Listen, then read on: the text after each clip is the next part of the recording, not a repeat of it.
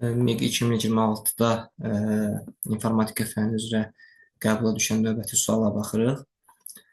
Deməli, belə bir maraqlı sual verilmişdi.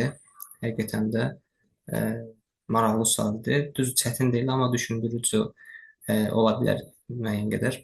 Deməli, təsvirin piksellərin sayı 160 vurulsun 1024-dür. Həcmini bilmirik. Daha doğrusu rəng dərinliyini bilmirik.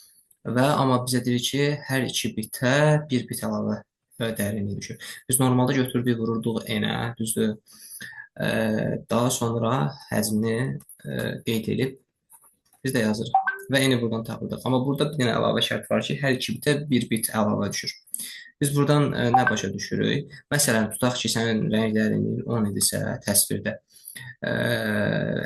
Onun hər iki bitinə bir düşmək o deməkdir ki, 10 bölü 2 5. 10 plus 5. Yəni 10 plus 10 bölü 2 də buradan. Yəni buna əsasən biz belə yaza bilirik artıq. Bitmə. Buradan n plus n bölünsün 2 bərabər olur 120 kilobayt da gəldi çevirək. 213 kimi yaza bilərik. Bölünsün 160 vurulsun 1024-də 210 kimi yazır.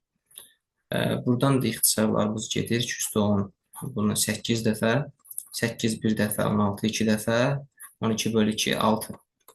N plus n bölü 2 bərabərdirsə 6-ya.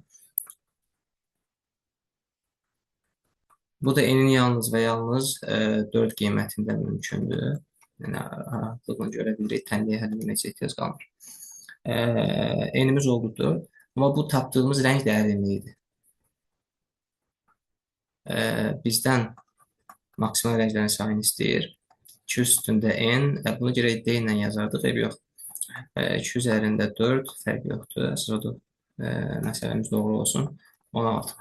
16 rəngdən ibarətmiş.